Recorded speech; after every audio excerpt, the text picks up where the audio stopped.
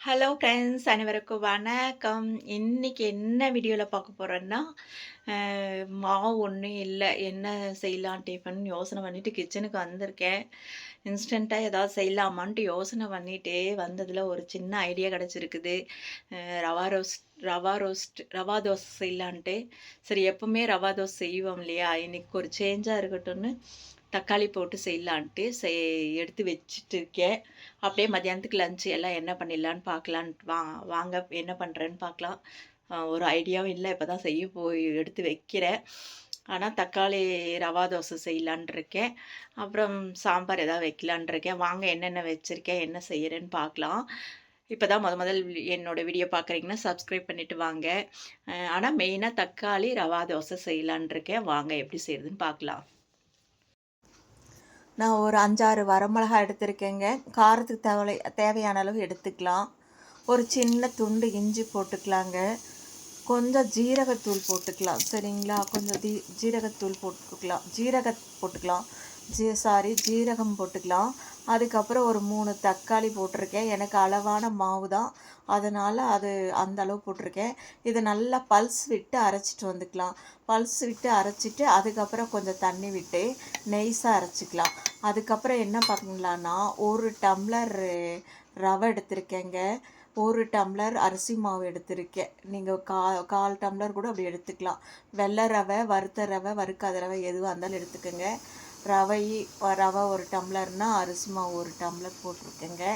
நல்லா போட்டுட்டு கொஞ்சம் உப்பு போட்டு இந்த மிளகாய் அரைச்சோம் இல்லைங்களா, அதுலேயே இன்னும் கொஞ்சம் தண்ணி விட்டு நல்லா நைஸாக அரைச்சிட்டு வந்துக்கலாங்க. நைஸாக அரைச்சிட்டு வந்துட்டு காட்டுறேன் பாருங்கள். இப்போ பார்த்தீங்கன்னா அரைச்சிட்டு வந்தாச்சுங்க. இப்போ ஒரு பாத்திரத்தில் மாற்றிக்கலாம். ரவா, தக்காளி, அரிசி மாவு, காரத்துக்கு மிளகா, அவ்வளோதாங்க. இப்போது நல்லா பாத்திரத்தில் கழுவி ஊற்றிக்கலாங்க கொஞ்சம். இது பார்த்திங்கன்னா ரோஸ்ட்டாக வேணும்னா நீங்கள் மெலீஸாக ஊற்றிக்கலாம். இல்லை கல் தோசை மாதிரி கெட்டியாக சின்னதாக வேணும், அப்படி ஊத்தாப்பம் மாதிரி வேணும்னா அந்த மாதிரியும் ஊற்றிக்கலாம். நம்ம இஷ்டம்தாங்க.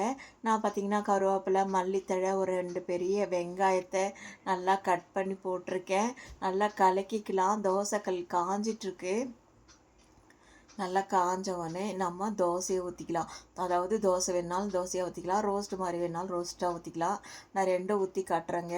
சூப்பராக செமையாக இருக்கும். இதுக்கு தேங்காய் சட்னி ரொம்ப நல்லாயிருக்கும். ஏன்னா இது காரமாக இருக்கிறதுக்காக நமக்கு வெள்ளை தேங்காய் சட்னி செஞ்சோம்னா சூப்பராக இருக்கும். மீதி தக்காளி குருமா அந்த மாதிரினா கூட இன்னும் நல்லாயிருக்கும்.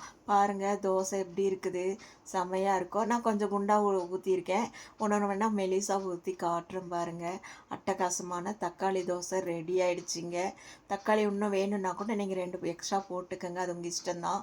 நான் ரவா ரோஸ்ட்டு மாதிரி ஊற்றினேன், ஆனால் தண்ணியாக ஊற்றலை, கொஞ்சம் கெட்டியாக ஊற்றிருக்கிறதால அந்தளவுக்கு பக்குவமாக வரலை. ஆனால் தோசை சூப்பராக இருக்குங்க, நல்லா இருக்குது. தேங்காய் சட்னி வச்சு காம்பினேஷன் நல்லாயிருக்கும். புதினா சட்னி, மல்லித்தழை சட்னி அந்த மாதிரியெல்லாம் சாப்பிட்டோம்னா செம்மையாக இருக்குங்க. ஒருக்கா செஞ்சு பாருங்கள். மாவு அரைக்கலைன்னா கவலையே விட்டுருங்க, இந்த தோசை செஞ்சு சாப்பிட்டுக்கலாம். அட்டகாசமான தோசை ரெடி ஆகிடுச்சிங்க. இப்போ பார்த்தீங்கன்னா இது காலையில் செஞ்சாச்சு. நான் மத்தியானத்துக்கு சாப்பாடெல்லாம் என்ன செஞ்சுருக்கேன்னு அப்படியே பார்த்துடலாங்களா. சுட சுட சாதம் அடித்தாச்சு. அதுக்கப்புறம் பார்த்திங்கன்னா இது லஞ்சுக்கு தாங்க, மத்தியானத்துக்கு. காலையில் பார்த்திங்கன்னா நம்ம தோசையை சாப்பிட்டாச்சு.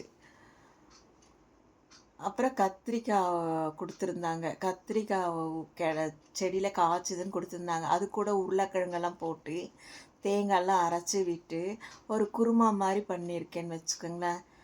நல்லா இருக்குங்க. இது பார்க்குறதுக்கு பாருங்கள் எவ்வளோ நல்லா இருக்குது, சாப்பிட்றதுக்கு அதை விட நல்லாயிருக்கும். கத்திரிக்காய், உருளைக்கிழங்கெல்லாம் போட்டு அரைச்சி வச்சுருக்கேன். அதுக்கப்புறம் பார்த்திங்கன்னா எங்கள் வீட்லேயே வடகம் போட்டேங்க, கொஞ்சம் சாதம் வடகம், அதை பொரித்து வச்சுருக்கேன். அம்பிட்டு தாங்க இன்றைக்கி எங்கள் வீட்டில்